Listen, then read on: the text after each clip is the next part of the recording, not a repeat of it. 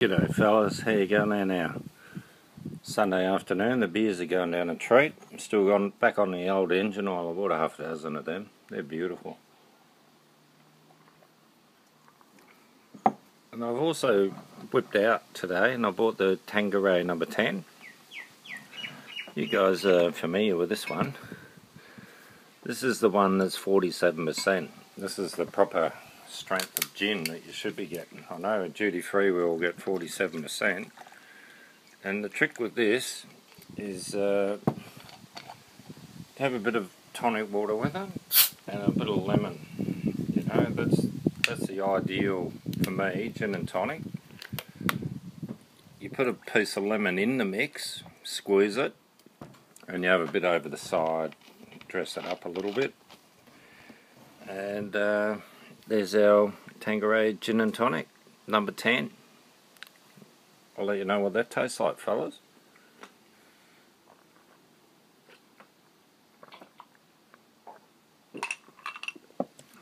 See, that's smooth. Jeez, that's not going to last long, is it? Bloody hell. Shit, hardly touched the side, that one. That's one of the better gins. I'll tell you, I've been trying a few different ones over the years. Still on my blue sapphire, but when you're staking into the exotics, there's some bloody kick-ass ones out there. Alright, you've got to pay a bit more. Yeah, well, that one's not a cheap bottle, but anyway. What we're doing today, fellas, is we're going to have the gin with the old engine oil beer chaser. No one's done that before, have they? Probably. Oh, that just settles it all down. That's lovely. That's like having a meal, that one. The old engine oil. That's great. Anyway, what we're going to do today, just to spice things up, we're going to show you a few wooden objects. I've just pulled this one out. This is quite an unusual piece. This is made from the Black Boy, Western Australian plant. To get to that size, it's about 1,000 years of growing. So when the Westerners came here, they chop down 1,000-year-old things and make a bloody, what's that, a vase. Alright. You can't buy that shit anymore. That's all banned. This is all made 100 years ago plus this thing. This is a bit of an unusual piece. I really like this. I couldn't walk out of the shop without this. It's only a crappy thing, really. It's made from bone.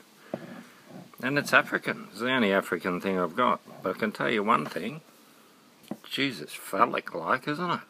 It's a beauty. I couldn't walk out of the shop without that one. And here we've got another wooden artifact. This one's a monk. We bought this one in Thailand. It wasn't cheap. Should have cost $1 or something, It cost us bloody plenty. It was in an antique shop.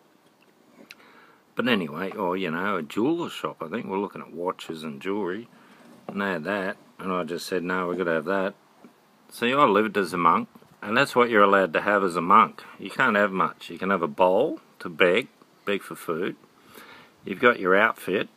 And he's got the extra outfit bit there. That's to keep you warm. That bit you can wrap around as well if it's cold. And this is your grot. A grot is actually a giant umbrella with a moss in that if you're really a good monk. And you're allowed to, sleep under your grot and travel around. You can stay under bridges. You don't have to stay in a temple as a monk. People get that all wrong. You can go and live in the cemeteries. You're allowed in the cemeteries. You can sleep there or under bridges. You can't make a mess of the place. You've got to be out of the way, and you're a beggar. I reckon it's a great life. Yeah, but you can't drink when you're a monk. So I might go back to being a monk. What do you reckon? Oh, that's nice. I'll tell you, Tangueray No.10, bit of lemon, ice, tonic. Ooh, yum. Can't go past it. That old engine oil was good too. I tell you, that was a good beer. That's sneaking in there, I tell you, at the moment. Anyway, I'm going to tell you a travel story. when I was in Honduras, we come to an island, and this island was called Roatan, and it's a diver's paradise. There's like 50-metre visibility on a good day. When we were there, it was 35, 40 plus. We did a dive course there, actually. That was with a couple of mates of mine, Julian and Graham. And we did the dive course with the French woman who was gorgeous, bikini. Following her under the water, it wasn't bad. We did our dive course and did 5 dives in 6 days, or whatever you do, and it might have been 6 dives in 5 days. It was a bit too many. But we went down 100 feet on one dive. That was pretty awesome. And what the guys reckon, once you hit 100 feet, you start getting the bends. You know, you get the nitrogen into the body, into the bloodstream. It gives you a bit of a high. Our dive instructors, they just wanted to go down there for that little buzz. So, you know, we're not supposed to go past 30 feet, I think it is. Or 50 feet or 60, what is it? 18 metres, I think, on a dive course. Anyway, we went down to probably 35, 40 metres, you know, over 100 feet. He said, give me a tap on the fucking leg when we hit 80 feet. And I couldn't catch him at 80 feet. It took me until 110 feet to catch him. 30 fucking feet. I just kept going, bang, bang, bang. I used up a bit of air, but it was alright.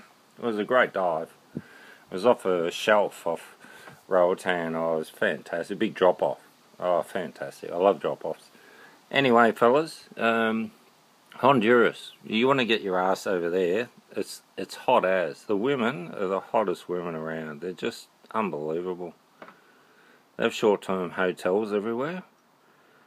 Oh, it's just ridiculous, you know. You're meeting them on the street, you're meeting them at lunchtime, you're just going off for a little, you know, 1 hour rendezvous. How good's that? Come on, fellas, get amongst it. Go to the real wild countries. Costa Rica, Honduras, Guatemala. You know, Thailand in the olden day was pretty wild. Cambodia now, Burma. You know, I've been through Indonesia and Malaysia. They're okay. You know, I love Japan. The culture's awesome. Parts of China were breathtaking. You know, I liked it, but not my cup of tea. You know, I love Italy. But anyway, that's the world.